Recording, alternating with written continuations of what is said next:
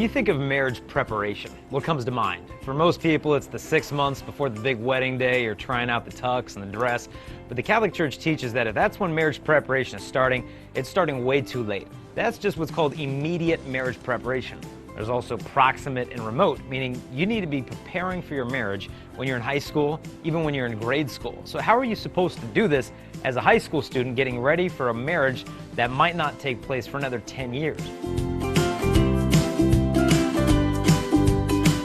Your wedding vows and promises are that your love is going to be free, total, faithful, and fruitful. How can you practice those things now as a single person? Well, let's break them down. How do you practice a love that's free? And the freedom that I'm talking about is not free to do whatever you want. It's a freedom from internal constraints, meaning I'm not addicted to things. I'm free to love because I'm not so tied into lust that I can't even say no to my sexual temptations. Freedom also from, let's say, being addicted to relationships where I can't even stand on my own 2 feet as an independent and happy person. Because the fact is, if you can't be happily single, then you're not going to be fully happy within a relationship. I met one girl who told me, I can't break up with my boyfriend. He told me that if I ever dumped him, that he would die without me. Now, this is not a relationship, okay? That's a hostage situation. Because if he would die without you, he doesn't need a girlfriend, he needs a therapist, okay? This is a lack of authentic freedom. You need to be free to find yourself before you find your soulmate. Free to take some time away from the whole dating game. And this is huge, to not enter a relationship looking for the love that only God can give to us. Because if we do that, then we make an idol out of the relationship, and all idols are meant to be broken. And so we need to practice giving a love that is truly free.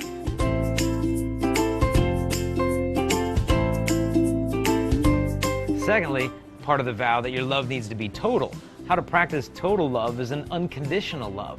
You oftentimes hear people saying, look, I love you, I'm just not in love with you anymore. It's like, look, you never loved me to begin with. You loved the feelings that you got from being around them. And we need to be able to graduate beyond the attachment of how the other person makes us feel to the attachment of loving who this person is as a person. And if we can practice doing that as a single person, we'll be more ready to love somebody totally within the sacrament of marriage.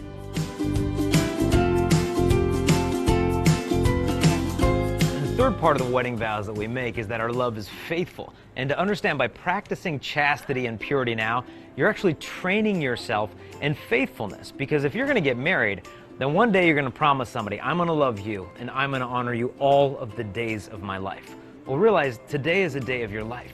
And by practicing chastity now, you're actually learning the virtues that are going to hold a marriage together. And it pays off in the end. It really does. I saw this magazine that had a study on over 2,000 married couples.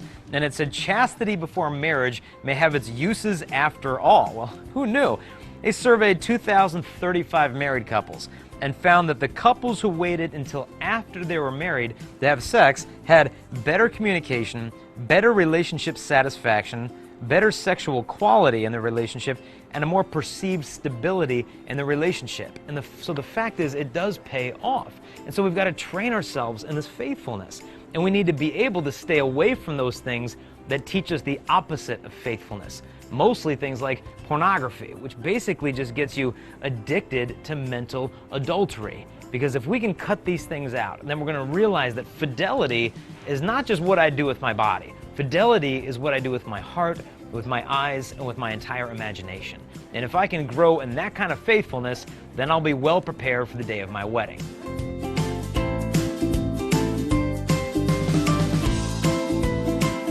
And the last part of the 4 wedding vows and promises is that your love would be fruitful. So how do you practice that? How do you practice having kids before you get married?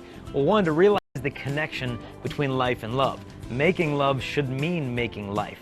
And if you can understand this, then realize that by practicing abstinence now, you might not ever thought about this, that you're actually loving your children before you even have them, by not conceiving them before you're ready to love them. And so by understanding that connection between life and love that God has designed, you're preparing yourself for that vow of your marriage that you're going to make one day. So if you've taken the time as a single person now to practice a love that's free, that's total, that's faithful, and that's fruitful, you'll be well prepared for your wedding day. Because you don't get the virtues needed to hold a marriage together by getting a wedding ring on your hand. You get this through years of sacrifice. The time to begin is now. Set your standards high for who you hope to find as a future husband or wife. And it's not enough to sit back and imagine who that ideal spouse is. Instead of just sitting around doing that, it's more important that you become the kind of person that you hope to marry. And if you do this, I really believe that you're going to be saving your marriage before you even meet your spouse.